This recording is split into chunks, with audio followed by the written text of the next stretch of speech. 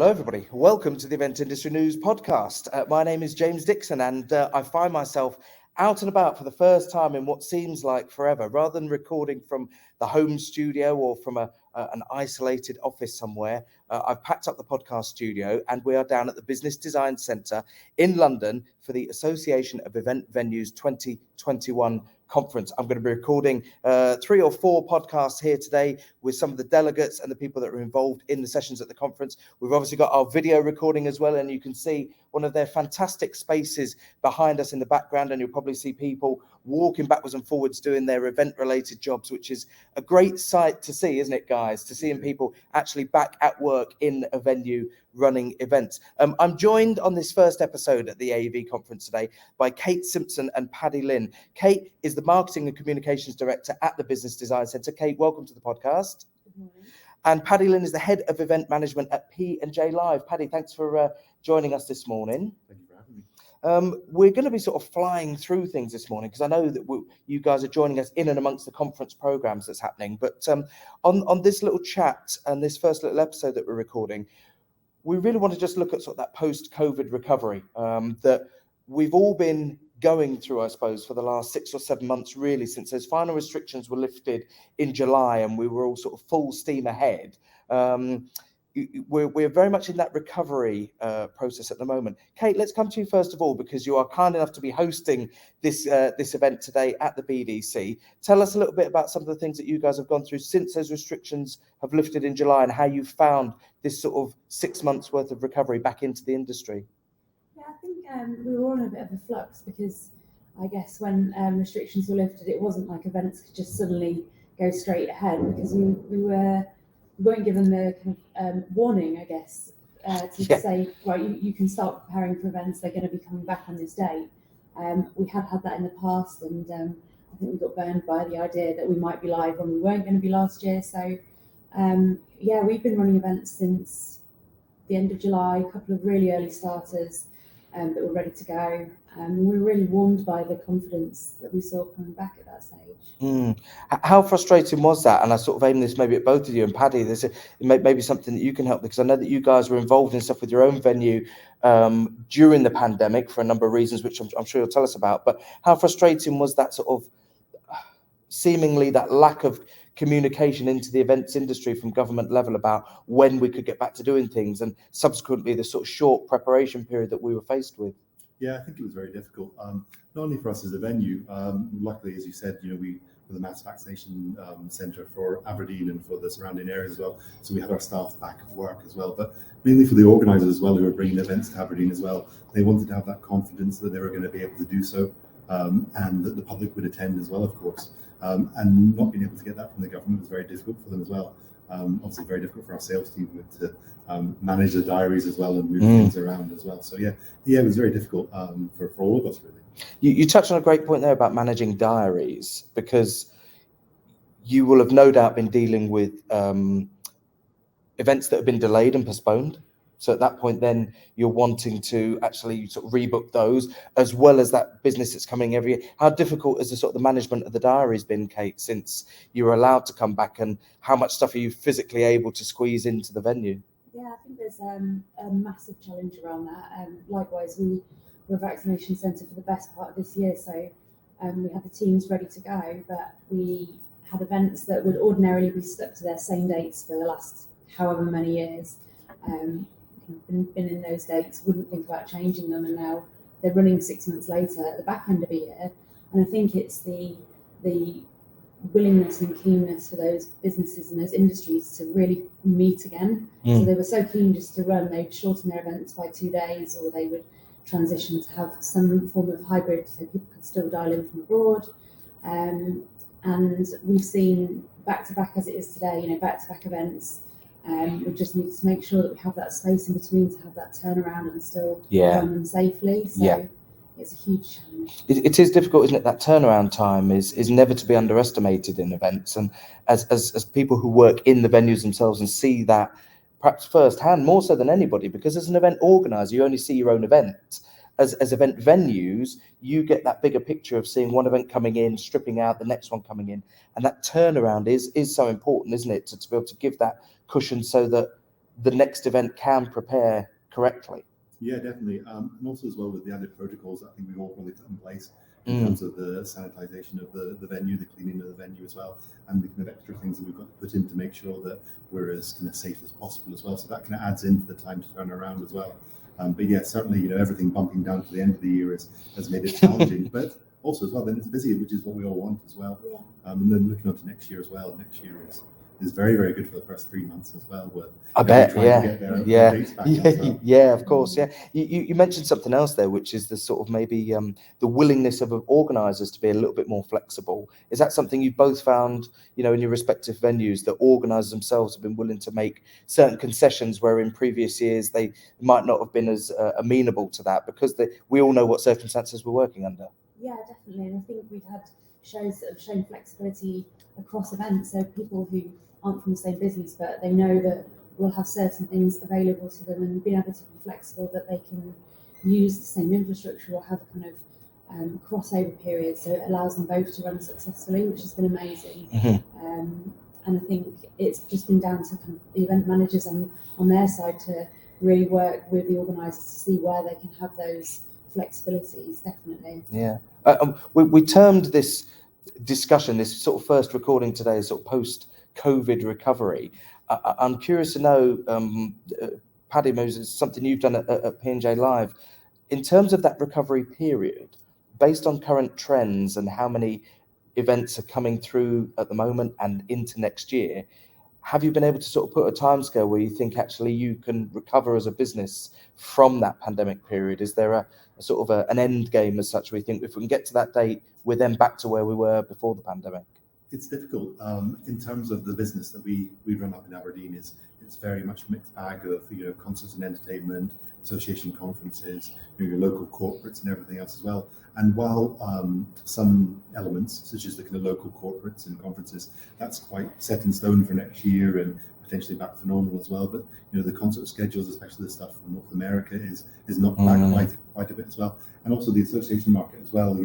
With the fact that some people are now moving their dates, so they've maybe missed one in 2020, 21. So then we find actually, when we were due to have a conference in 2023, that's now 24 and 25. So in the short term, it looks very promising and very good, but it probably needs a lot more further digging into to find when we're going to be exactly back to normal. Yeah, you're right to sort of mention that touring schedule. I don't know if it's something that you necessarily have within your own venue, Kate, because of the type of venue that it is, but the types of events that do sort of go from venue to venue and move around on a yearly basis, their sort of 10-year plan maybe has been thrown out, hasn't it, by a year now? So you're filling gaps that it's not just about squeezing everything in that you need to get in and people who are desperate to come back into the venue, but there's probably a lot of events now that are bumped back to a previous year, to a subsequent year. Yeah, absolutely. We've got some events that have just held their 2020, 2021 version in the October time, and then their usual dates in May next year. So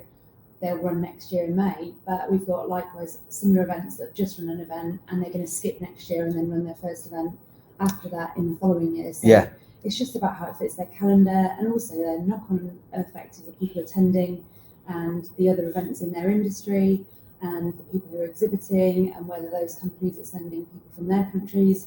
It's just so many variables to consider that as a venue we see these events coming in and out, but from an organiser's perspective, they've just got so many, like I say, variables that they have to consider when they're running these events. Something that's really thrown me, and the biggest culprit of this was the European Championships, the football, where everything was branded as Euro 2020, and some events have decided that they want to run, verbatim, their postponed 2020 event. So you may be dealing with emails and branding for one event that says such and such 2020, and then the next day after the turnaround that they've gone with 2021.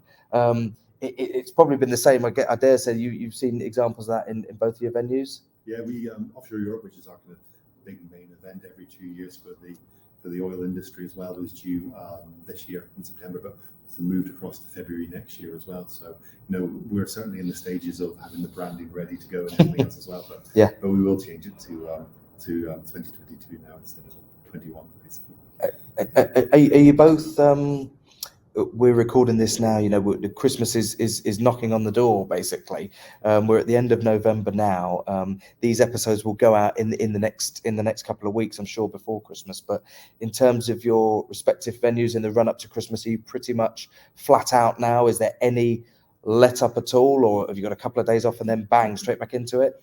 We were just saying for this, actually we're running events the latest we've ever seen them. Mm-hmm. Normally we have a grace period towards the end of the year where we can catch up and start getting ready and have meetings ahead of the new year. But this year we've got everything right up to the wire. I think we've got a new show that's come over for the week before Christmas, and then in the run up to Christmas Eve, we're doing some work with local charity as well. So it's never been like this before, and it's quite a strange experience, but we're excited to see it through and get to the Christmas break, I think. Yeah. We're the same as well. We normally get a nice break over Christmas as well, but this year I think we've got a tennis event up until the 22nd, and then we're back in between Christmas and New Year for a comedy show, and then we're back on the 4th again for another show as well. So it's good though as well. Yeah, it's great to be able to speak to people from venues. On the podcast, I speak to a lot of suppliers, other organisers, but to actually sit down with a couple of venues and just in this sort of brief time that we've had before the conference starts today to have a chat about it, it's fascinating. And we're going to speak to other event venues obviously today as we're recording here, but if you're watching this and you're a venue and you want to get in touch with Event Industry News and with the podcast, please do get in touch with us. And if you've got an opinion, if you want to come on and have a chat about what's been happening in your venue, I think it's an important discussion. They're the absolute lifeblood, the events that everybody is involved in, and whether you're a supplier, an organizer, a freelancer, without somewhere to actually do them, they can't physically happen. So we're very grateful for your time today and joining us on the podcast. Enjoy the conference. Thanks to Kate and her team for hosting it this year in a great facility. If you've not been to the Business Design Centre, please do come and visit. If you're an organizer and you want to come and have a look at it, I'd urge you to come and check it out. It's my first time in here today, and it's a real pleasant surprise when you come into a venue and you think, wow, this has got loads of scope. So I'm looking forward to spending the rest of the day here. That's the end of our first episode here at the Association of Event Venues Conference 2021 with our guest Kate Simpson, Marketing and Communications Director for the Business Design Centre, and Paddy Lynn, Head of Event Management at P&J Live. Guys, thanks for joining us today. Enjoy the conference. Thank you very much. Hello, everybody, and welcome to the Event Industry News podcast. My name is James Dickson, and today I'm excited because I'm out of the house. I'm not recording the podcast via a video link and tuning into somebody with a laptop balanced on top of my piano at home. I'm in a real-life event venue with real-life events going off in and around us. We're very kindly being hosted at the Business Design Centre today in North London by the Association of Event Venues at their 2021 annual conference. It's great to see people back in a room together and talking. I'm going to come to our guests individually one by one. First of all, we're going to go to Max Ball, who's the Executive Director at the BDC, and say thank you for hosting us today. Thanks for hosting the AV conference and giving us the opportunity to record some podcasts here with a live event environment behind us. Absolute pleasure. No, it's really good to be back. I think we obviously missed this out last year. It's our 5th conference for the association, and each year it gets bigger and better, and we're really keen to collaborate and share learning. We've had a brilliant morning so far, 2 sessions in sustainability, lots to take away from that, and a brilliant keynote from Chris Patton, who talked about disruption, the new normal, which we're all a bit more used to, but really good morning. Yeah, we used to be fearful of the word disruption. If there's disruption to your event, oh Christ, now it's a buzzword in the industry, isn't it? We're all talking about this. Mind a bit less of it. Yeah, absolutely, especially at the moment. Friend of the podcast and across the table with me is Sean Hinds, Chief Exec for Manchester Central, who regular podcast followers will have seen Sean as a guest on at least 2, I think maybe 3 occasions on the podcast where we've spoken down video link. Sean, it's good to actually see you in person in across the table. Outside broadcast. Broadcast, no less. Yeah. For you, Manchester Central, you all represent some of the most significant venues and players in the venue industry. But what's it like to be able to actually come to a conference and be able to talk to people who work right across the spectrum of venues in the industry with you, share some of the issues and I suppose tough times that you've all had over the last year or so? But I think that's it. I think we've all been working out how we are able to get our businesses back together, how we can facilitate other people getting together, and if you like, advocating the benefits of people getting together in real life. And so, we're not immune from that as businesses and people within the business and our team members. And it's funny, just a week or so ago, we actually did our first in-person team conference back at Manchester Central. So that's the first time we'd got everybody together really since the pandemic. And we did actually do a virtual session for everyone just to keep connected. Yeah. But the feedback from everybody at that was just awesome to be back, talking to people, reacquainting themselves, just having fun together as a team. And I think today it's similar.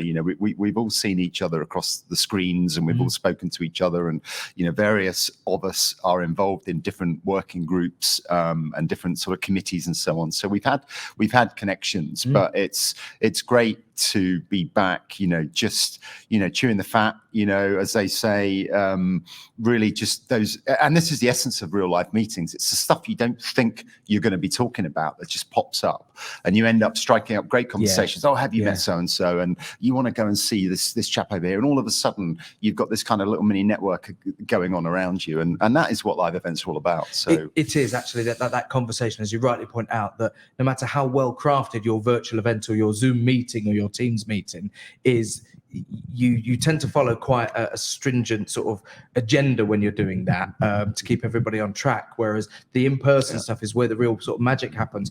I'm going to come to Simon Mills, who's a Chief Commercial Officer at Excel, and something that Sean just said there about getting their own team at Manchester Central back for the first time. This is probably something that surely a venue the size of yours, you must have had very rare opportunity to actually get your own teams under the one roof in the last year or so. Yeah, very much so. Well, afternoon, everyone, and thank you to Max for everyone at the BDC for hosting us today.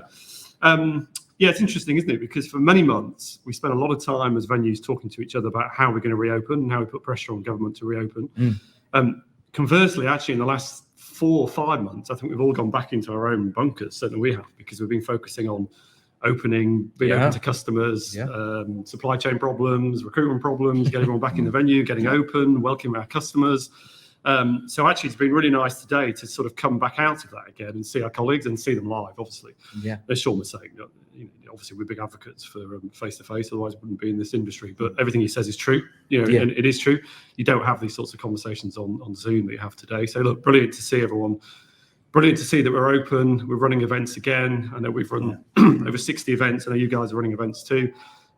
That's the main thing. We're open again, and we're back in business, and great to share that success with everybody. I think people are cheering next door, and it can't just be because we're not in the how room. excited they are. They've just been told.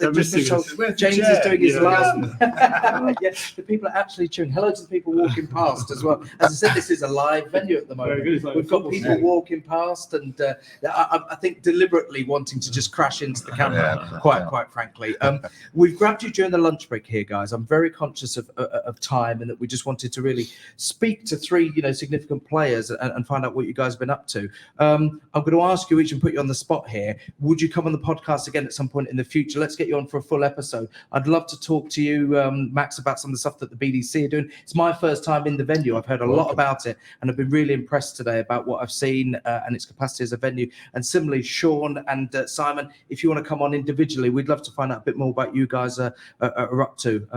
Happy to support them. Just let me know when. Fantastic. But for now, we've been joined by Sean Hinds from Manchester Central. Thank you very much. Simon Mills from Excel, and Max Ball from our host here at the Business Design Centre as we record our podcast at the Association of Event Venues 2021 conference. Thanks very much, guys. Thanks for having us. Cheers, James. Hello, everybody. Welcome to the Event Industry News podcast. And I say podcast in a fairly broad way because this is only going to be a couple of minutes, but today, we are very kindly being given the opportunity to record a number of podcasts from the Business Design Centre in North London at the Association of Event Venues 2021 conference. Thank you for the invite, first of all, to the guys at AV. I'm joined by Alden Arnold, project manager, who we've been communicating with in the run-up to this to just set up these recordings. And it's a great space, first of all. Thank you for having us. Pleasure. It's great to see events back because we've been presented not only with the opportunity to record here today, but as people who are watching this on eventindustrynews.com will see, we've got this fantastic view behind us of a live event setting, of an event that's being struck at the moment, and the room's being turned around in this great facility. What's it been like for you guys, first of all, to actually get your teeth back into organising the live conference? Do you know, it's been great. I mean, after that hiatus of 2020, the fact that obviously we had a shorter lead time between inception to delivery, but it's been great because the industry's just pulled together, because there is that thirst, that hunger to get back and deliver what we do best. And, you know, as you say, you know, we're surrounded by an event that's happened prior. We're using the set from a conference that happened yesterday, so the sustainability edge of it and the speed of delivery. The collaboration with the venue has been absolutely fantastic. And of course, the speakers have just all jumped out and said, yes, we want to be involved. It's great to hear this, and it's great to hear words like collaboration and compromise as well. I've heard that a lot in the last few months, you know, where everybody understands the challenges that are being faced of bringing these events back. Venues, more than anyone in the industry, know the challenges of having to meet the diary requirements that all these organisers are putting on them. So to hear things like being able to reuse a set that was used for a different conference and just rebrand it ever so slightly, rather than striking the whole thing. Absolutely. I mean, when the pandemic hit, obviously all the work, we have 14 working groups that we run at AEV, and some across with the other associations, part of EIA, so ESSA and AEO. And one of the health and safety working group, we're talking about asset sharing at the beginning of the pandemic. So what things can we leave behind for others to pick up? Saving, you know, that backwards and forwards of delivering the same stuff and taking away the same stuff. So yes, it's been one of the key conversations within the groups. And just great to be back on site, I guess. You know, what was it like when you presumably you arrived yesterday to do some initial setup and things? A nice feeling to just be coming back in. Absolutely. And we were teased a little bit when BDC put on the All Secure Expo, which was the example event to DCMS and public health. So even then, you know, it was that buzz, that noise, you know, even though we were behind masks at that point anyway, because that was the stipulation. But to come back to an event where we're maskless, we're hugging again, you know, we are checking with people as well, whether or not we can handshake. Absolutely. So let's just clarify that there are protocols that you as an event and the venue themselves were quite stringent on when I arrived here this morning, which was great to see. And it's lovely to sort of feel that cushion, if you can call it. Absolutely. It doesn't detract away from the fact that we're together in one room. So absolutely. And, you know, the attendance here today just puts party to that, you know. They have battled through the disruption of a tube strike to get here. You know, it didn't put people off. It's a great turnout. And just looking at the body language of some of the people as well, you know, how many conferences have we been to over the years, you know, and it's people going through the motions. They've been told to come along to it for the day, and their coffee, they sit and scribble to their nose. And they're checking their emails. The body language to me is noticeably different. No, you know, not that they've never not been attentive in the past, but there is something that feels a bit different. Absolutely. And I've been standing throughout the whole thing from the sidelines, and people do seem more attentive. There's less of the heads down with a glow from their devices. They're engaging, they're listening, and I think that's partly down to Sam Allen, you know, chairing it and engaging the audience and sort of changing the format of just the whole panel up there now, and we're just listening. She's inviting the panel onto the stage and the Q&A throughout. So it's not like it's changed the rules a little bit, perhaps, of what we've done in the past. Well, listen, I'm not going to take up too much more of your time, but it was really important today that we just got a chance to sort of hit record and say thank you for that, and grab a little bit of something. As I said, we are at the Business Design Centre in North London, afforded the great opportunity to set up the EIN podcast studio and record some sessions here at the Association of Event Venues 2021 conference. Thanks again to Alden and all the team at the AEV for having us, and good luck with the rest of the event. Thank you very much. Cheers. Hello to everybody. For those of you who are on eventsindustrynews.com at the moment and watching the video version of this, you'll see in the background we've got the big hall at the Business Design Centre where they're stripping out and de-rigging a show that's just finished and turning the venue round. So you may see a bit of movement and hear some clanging and banging in the background, but that's because we're in a live event setting, and it's great to be back.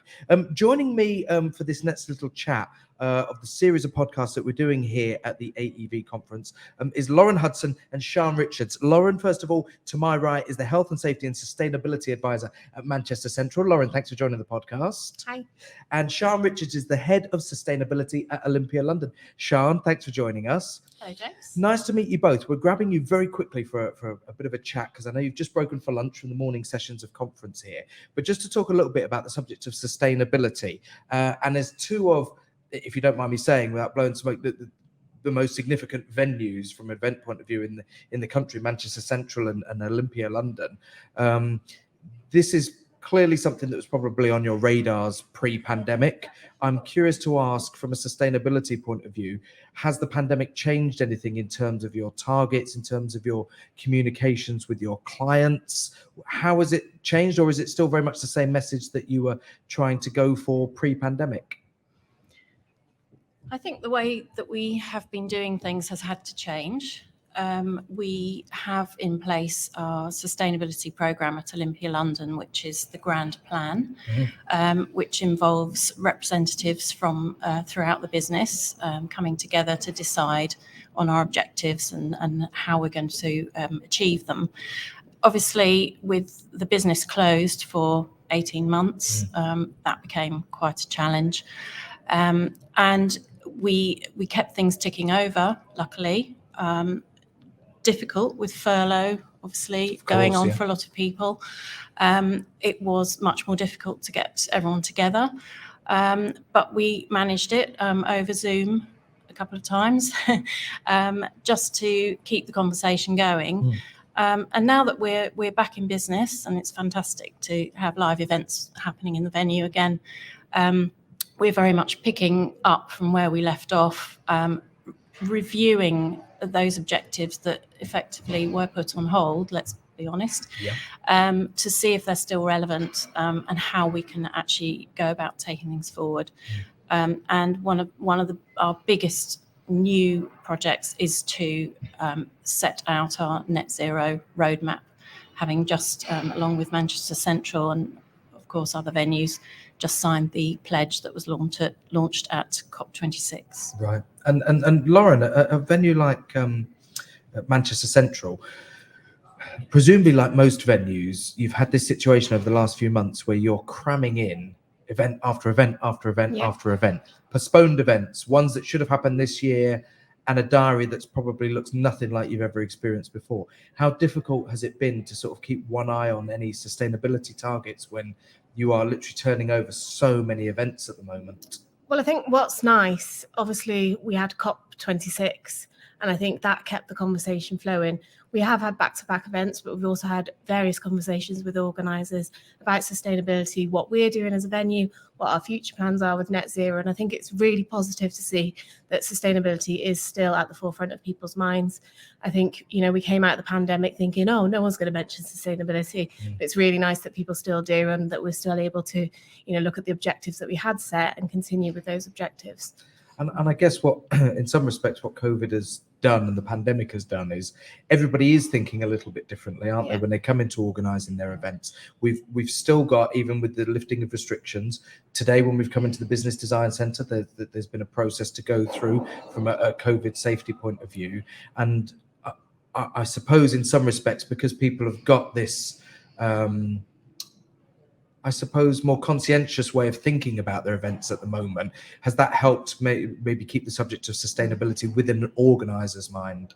Definitely. I'm finding, don't know about Lauren, but definitely finding that many more organisers are actually engaging with us now on sustainability, asking questions, which is great. We like to be challenged. And as it's just been mentioned in the session that we've just come out of, collaboration is really key here. We can't do it on our own. And it's great that more and more clients are asking the right questions and willing to work with us on sustainability. And you're as I pointed out this morning in another episode, is that as venues, you're in a really fortunate position to be able to see the bigger picture of lots of different events. Event organisers are very focused and tunnel visioned on their own events, and once it's wrapped and it's done and they're out of the venue, that's very compartmentalised. As a venue,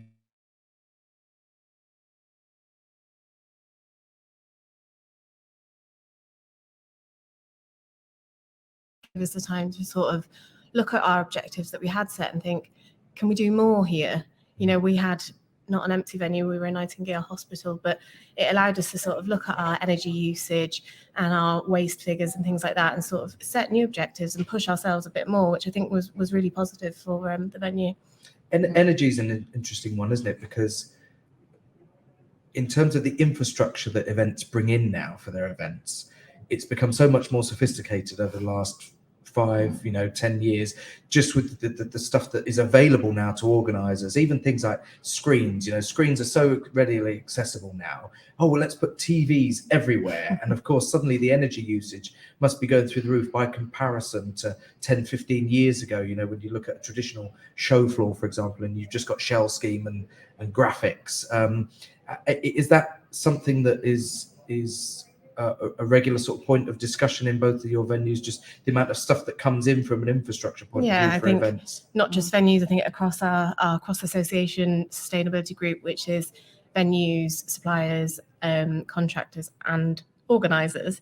I think all of us have sort of gone, oh, what can we do? The price of timber's increased. We don't want to be using plastic. So you are seeing more modular builds that can be used again and reused, which is good from an energy perspective because, yeah, it's just good. It's good to see. It is. I've seen it recently at a show. Stand builders. They use a lot of timber. Yeah. They're putting up frameworks, putting graphics on it, and I've been there at events before. Pre-pandemic, where the timber effectively just gets ripped apart and then dumped in a big pile for the venue to get rid of. Which I think we are seeing less and less now, certainly at Manchester Central. I don't know if it's the same at Olympia. Yes, I think people are very conscious of it, partly because we've had to use the stick, actually, and charge for excess waste because we can't bear the burden, the financial burden of dealing with all of this ourselves. Just going back to what you said about energy as well, I think when we do start measuring our emissions, which we will have to do very soon as part of our net zero ambition, I think energy is the biggest challenge for a venue. Obviously, procuring renewable energy is a no-brainer, but we're not just subject to what organisers bring into the venue. We're actually subject to weather, all sorts of other factors. Yes. In I think it's 2018, we had Beast from the East, and then we had a massively hot summer. Energy usage goes through the roof. The air conditioning is getting absolutely thrashed to death. I think as venues, what's good is that obviously we can install LED lighting, we can look at renewable energy, we can look at ways in which we can help those organisers to have a more positive impact on the environment, which I think is really positive. It is. I'm really conscious of time because you guys are on your lunch break now, and we just wanted to grab you both for 5-10 minutes and have a bit of a chat about it. But whilst we've got you here, if people want to find out a little bit more about what you're doing in your own venues, people listening to this podcast today want to get in touch with Olympia London and Manchester Central, website wise, presumably it's all on websites and stuff that you're doing sustainability wise, they can find that. Yeah, definitely. So obviously Sean's got the grand plan, and we've got our Central Future, which is our sustainability strategy, and they're all on both our websites. Fantastic. So go and search for them. Go and search for Manchester Central, London Olympia. Have a look at what these venues are doing, because as I've said before, whilst we've been recording here today, without venues, we have no industry. They're the absolute ground zero. Having organisers and suppliers is fantastic, but we all need somewhere to go and do and run our events. And it's great to hear that there's, just listening in some of the conversations this morning in the sessions, there is joined up thinking. It's great to see events like this one coming back so that venues can get together. And I've got that chance to talk to us. So Lauren Hudson from Manchester Central and Sean Richards from Olympia London, thank you very much for joining the podcast. Thank you very much.